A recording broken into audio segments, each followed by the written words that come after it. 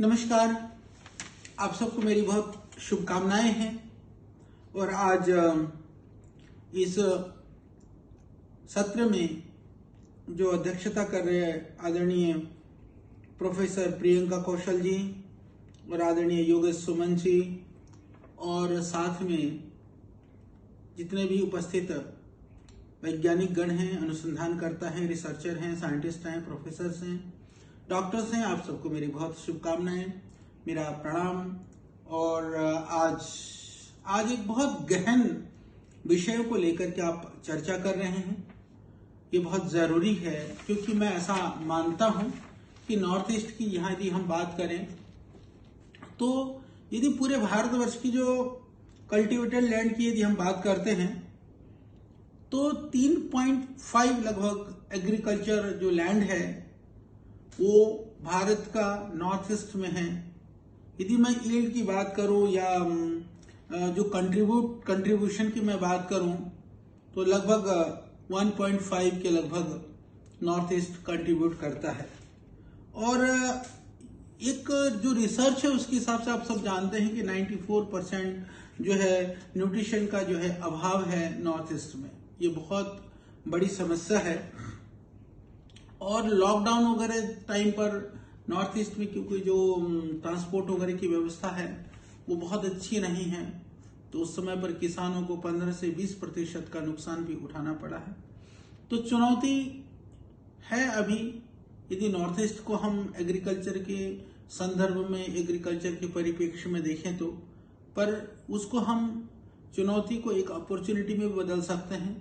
जिस तरह के agro climatic zone north east का है, जिस तरह की बायोडाइवर्सिटी की जो विविधता नॉर्थ ईस्ट की है, जिस तरह से वहां पर बाकी जो भूमि में जल आदि की जो मात्रा की उपलब्धता है, यदि उसका सही ढंग से हम दोहन कर सकें तो हम उसको अपॉर्चुनिटी में भी बदल सकते हैं। कुछ प्रयास पतंजलि भी कर रहा है। नॉर्थ ईस्ट के कुछ एरियाओं में हम अलग अलग तरह के एक्सपेरिमेंट्स और अलग अलग तरह के कार्यों को हम लोग कर रहे हैं। और यहाँ पर जो महसूस करता हूँ, मैं जो आप लोगों से निवेदन करना चाहता हूँ यह है कि नॉर्थ ईस्ट के अंदर में जो सबसे बड़ी जो समस्या है अभी यदि हम देखते हैं तो वहां पर जो भूलेख है, जो लैंड रिकॉर्ड है वो बहुत ही अव्यवस्थित है। कुछ स्टेटों में तो है ही नहीं। हम डिजिटल कैडेस्ट्रल की बात करें तो वो बहुत पिछड़ा हुआ है क्योंकि पतंजलि अभी डिजिटल एग्रीकल्चर और एग्रीकल्चर रिसर्च के ऊपर काफी काम कर रहा है। उसके तहत हमने पूरे देश का अलग अलग तरह के रिसर्च और डॉक्यूमेंटेशन और डेटा इकट्ठा करने का प्रयास किया है। तो नॉर्थ ईस्ट की जो स्थिति है, इसी तरह से जो डीबीटी वगैरह के डायरेक्ट बेनिफिट ट्रांसफर की स्थिति भी यदि हम देखें तो पीएम किसान की जो स्थिति है बहुत ही दयनीय है। बाकी जो स्थितियां हैं वो दूसरे प्रांतों से बहुत पिछड़ा हुआ है। तो हम जो समझते हैं, जो हमने महसूस किया है, यदि हम पूरे किसानों को, नॉर्थ ईस्ट की किसान भाई बहनों को लाभ पहुंचाना चाहते हैं तो सबसे पहले आवश्यकता है कि हम पूरा जो कैडेस्ट्रल मैप है, जो सजरा है, उसको हम डिजिटल करें। डिजिटल को भी हम जियो मैपिंग, जियो टैगिंग के साथ करें। उसकी पूरी प्रोसेस और पूरी टेक्निक और टेक्नोलॉजी के ऊपर हम लोग काम कर रहे हैं। उसके बाद में जो भूलेख है, जो लैंड ओनर की जो रिकॉर्ड है, उसको हम प्रॉपर कर लें। तो वह कार्य भी पतंजलि कर रहा है। कुछ लेवल पर नॉर्थ ईस्ट के लिए भी हम लोग काम कर रहे हैं और अभी असम गवर्नमेंट के कुछ पायलट प्रोजेक्ट के ऊपर हम लोग काम कर रहे हैं। तो बड़े लेवल पर यदि इस कार्य को व्यवस्थित रूप से करें, और मैं तो ये भी चाहता हूं कि जिस तरह से आज आप सभी लोग एकत्रित होकर के गहन चिंतन और मनन कर रहे हैं, आदरणीय शर्मा जी ने हमको कहा भी हम इसमें सम्मिलित हों। आगे एक और कार्यक्रम इसके संदर्भ में हम लोग रख सकते हैं, बात कर सकते हैं। फिर बात आती है कि सॉइल टेस्टिंग वाला, सॉइल हेल्थ कार्ड की भी जो स्थिति है, इतनी विविधता के बायोडाइवर्सिटी होने के बाद में भी 18 लाख के लगभग सैंपल नॉर्थ ईस्ट से उठे हैं, जो मेरे पास नॉलेज है। उस 18 लाख सैंपल्स को हम लोगों ने 90 लाख कार्ड बना करके हमने उनको वितरित कर दिया। हम लोगों ने कार्ड बना करके हमने बांट दिया। तो एक बड़ी विचित्र स्थिति है कि इतनी खतरनाक बायोडाइवर्सिटी है वहां पर, इतनी ज्यादा सॉइल की विविधता है, टाइप ऑफ सॉइल्स अलग अलग टाइप हैं, उसके बाद में हम इतने सैंपल से इतने कार्ड बांटे। तो यह बहुत ही फार्मर्स के लिए बहुत यूजफुल नहीं है। और दूसरी बात यह कि यदि हमने कर भी दिया कि हमने कार्ड बांट भी दिया, हम लोगों ने सॉइल हेल्थ कार्ड बना भी दिया, इसमें जो बड़ी समस्या जो मुझको नजर आती है वो ये है कि हमारे पास पूरे देश के अंदर कोई भी फर्टिलाइजर कैलकुलेटर बहुत बेहतरीन नहीं है। क्योंकि एक तरह से सॉइल हेल्थ कार्ड बनना या सॉइल टेस्टिंग होना वो एक तरह से डायग्नोज करना है। हमने किसी को डायग्नोज कर भी लिया, हमने बता भी दिया कि इसका ट्रीटमेंट क्या है, तो ट्रीटमेंट जब बीमार को चिकित्सा नहीं की जाएगी तो ट्रीटमेंट है उसके अंदर हम उसकी जितने भी जो लैंड को फर्टाइल करने के जो उपाय हैं उनके ऊपर काम करें।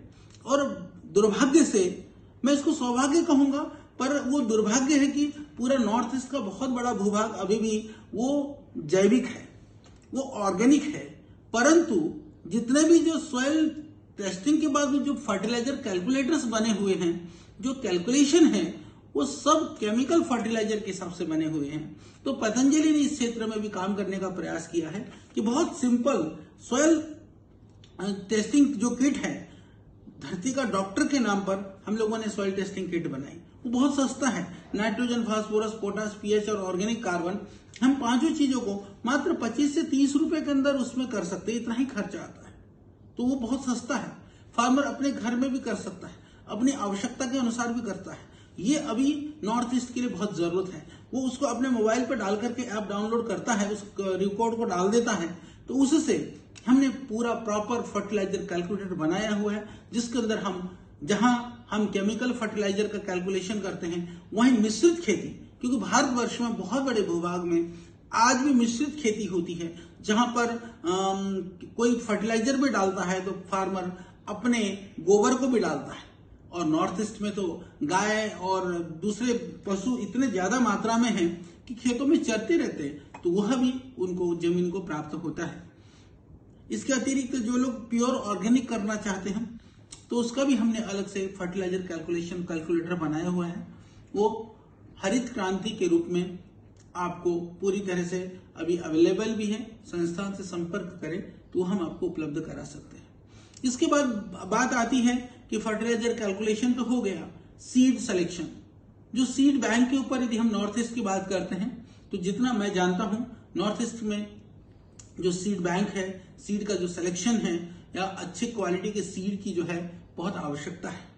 और क्रॉप सिलेक्शन भी, आज वेराइटी सिलेक्शन और क्रॉप सिलेक्शन के लिए भी वहां बहुत सारे काम होने की जरूरत है। तो ये सीड सिलेक्शन, वेराइटी सिलेक्शन और टाइमिंग का कि कब हमको सही समय पर कब बोना चाहिए, इन सब को भी हमने हमने टेक्नोलॉजी के माध्यम से एक ऐप डेवलप किया है, उसका नाम है हरित क्रांति। हरित क्रांति के अंदर कैडेस्ट्रल मैप से लेकर के और आपका ओनरशिप और लैंड होल्डिंग के साथ में, जियो मैपिंग, जियो टैगिंग के साथ में, फर्टिलाइजर कैलकुलेशन के साथ में सोइंग टाइमिंग तक को हम बताते हैं। उसके बाद में जो डिजीज वगैरह, जितने भी जो इंसेक्ट्स वगैरह लगते हैं, डिजीज हैं, ये जो भी हम इस तरह की सामना करना पड़ता है क्रॉप को, उन क्रॉप के अंदर क्या चिकित्सा करें, चिकित्सा के लिए भी अभी तक जो उपलब्ध जो सोल्यूशन है वो सिर्फ ट्रीटमेंट बताता है, केमिकल ट्रीटमेंट। तो हमने एक इस तरह का सिस्टम डेवलप किया है जहां पर जो आपकी प्रॉब्लम है, फार्मर की प्रॉब्लम है, उसको हम इंसेक्टिसाइड, पेस्टिसाइड और जो इंसेक्ट्स और जो जितने भी जो इस तरह के डिजीज हैं उनके लिए भी हम जो जड़ी बूटियों के माध्यम से, नेचुरल के माध्यम से, परंपरागत माध्यम से भी उसके अंदर उपाय बताए गए हैं। उसके माध्यम से उसका समाधान अच्छी तरह से किया जा सकता है। फार्मर मोबाइल से फोटो खींच करके डाल देता है तो भी वो सोल्यूशन आ जाता है। यदि वो डायरेक्ट सर्च करना चाहे तो पिक्चर को देख करके भी वो अंदाजा कर सकता है कि मेरे खेत में, मेरी खेती में, मेरे जो क्रॉप है उसमें क्या बीमारी है और उस बीमारी के लिए मुझे क्या चिकित्सा करनी है। नॉर्थ ईस्ट की बड़ी समस्या है दूसरे वेदर की, क्योंकि पता नहीं चलता है कब बारिश होने वाली है, कितनी बारिश होने वाली है। कभी अतिवृष्टि, अनावृष्टि, बाढ़, ये बड़ी समस्या है। उसके लिए भी हम लोगों ने IBM, आप जानते हैं कि एक बड़ी कंपनी है, इसके ऊपर वेदर के ऊपर काम करती है, उससे डेटा परचेज कर उसी ऐप के अंदर हम लोगों ने 500 मीटर के लिए डेटा एक्यूरेसी के हिसाब से हमने उनके साथ एग्रीमेंट किया हुआ है, जहां पर आप जा करके अच्छी तरह से ऐप डाउनलोड करने के बाद आपको ये पता चल सकता है कि 15 दिन से पहले ही आप अपने मौसम का फोरकास्ट कर सकते हैं, मतलब उसको फोरकास्ट को आप देख सकते हैं। तो ये एक बड़ी चीज है, तो जिससे कि किसान को जो फसल पकने के बाद में होने वाले नुकसान से भी फार्मर बच सकते हैं। ये बात हुई प्री हार्वेस्टमेंट वाली बात है। फिर पोस्ट हार्वेस्टमेंट में जहां खेती होने के बाद में बिकने के लिए नॉर्थ ईस्ट में सप्लाई चेन या जितना भी जो डिस्ट्रीब्यूशन जो सिस्टम है बहुत डिस्टर्ब है, उसमें यदि हम अन्नदाता ऐप के रूप में हमने सोल्यूशन बनाया है, जिसके अंदर पूरे देश के हजारों किसान जुड़े हुए हैं, हजारों जो बाकी जो व्यापारी हैं वो भी जुड़े हुए हैं। इसके माध्यम से भी हम कहां पर क्या उग रहा है, कहां पर क्या उपलब्ध है, या कहां पर उस चीज को बेचने और खरीदने वाले लोग हैं, तो वो सीधा सीधा फार्मर से खरीदने वाले को वो सिस्टम जोड़ता है। और फार्मर चाहे तो वो फिक्स प्राइस पर बेच सकता है, फार्मर चाहे तो वो रेट नेगोशिएशन वाले में ऑक्शन के प्राइस सिस्टम से बेच सकता है। तो इस तरह से हमने कंप्लीट सोल्यूशन देने का वन स्टॉप सोल्यूशन को पतंजलि ने डेवलप किया है। और मुझे बताते हुए खुशी है कि हम लोगों ने इस पूरा प्रोजेक्ट को हमने 4 डिस्ट्रिक्ट्स में, हमने हरिद्वार उत्तराखंड में, यूपी में बनारस, हमीरपुर और मध्य प्रदेश में मुरैना डिस्ट्रिक्ट के ऊपर ये कर चुके हैं। नॉर्थ ईस्ट में भी हम करने को तैयार हैं और असम गवर्नमेंट के साथ भी अभी हमारी बात चल रही है। तो हम चाहते हैं कि इस तरह की जो टेक्नोलॉजीज हैं उसके माध्यम से हम फार्मर्स को सुविधा पहुंचाएं, और जहां तक डायरेक्ट जो बेनिफिट ट्रांसफर वाली जो चीजें हैं वह भी इस तरह के सोल्यूशन के माध्यम से जब हमको यह पता चलेगा वास्तव में हमारी कितना लैंड होल्डर हो, कितने लैंड के ओनर्स हैं, कितने जमीन के जो मालिक हैं, कितने लैंड से संबंधित लोग हैं, तो उसी हिसाब से डायरेक्ट बेनिफिट ट्रांसफर का लाभ हम पहुंचा सकते हैं। इस तरह से हमने बिल्कुल कंप्लीट जो एग्रीकल्चर सॉल्यूशन को नव हरित क्रांति के नाम से और नए एग्री रेवोल्यूशन के रूप में हमने डेवलप किया है। आप सब लोगों की शुभकामनाओं से, सहयोग से हम उस चीज को पूरे देश में पहुंचाने का हम अपनी मंशा रखते हैं।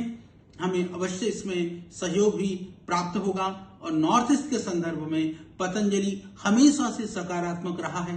पतंजलि ने हमेशा से वहां काम करने का प्रयास किया है। आज भी हमारे कई स्कूल्स फ्री में चलते हैं, आज कई सारी गतिविधियां हमारी वहां पर चलती हैं। हमारे हजारों शिक्षक भाई बहन वहां पर निःशुल्क सेवाएं दे रहे हैं। और कोरोना के टाइम पर भी, कोविड के समय पर भी पतंजलि का एकमात्र जो सबसे बड़ी संस्था थी, हमने पूरी तरह से सरकार को समर्पित कर दिया कोरोना पेशेंट्स के लिए।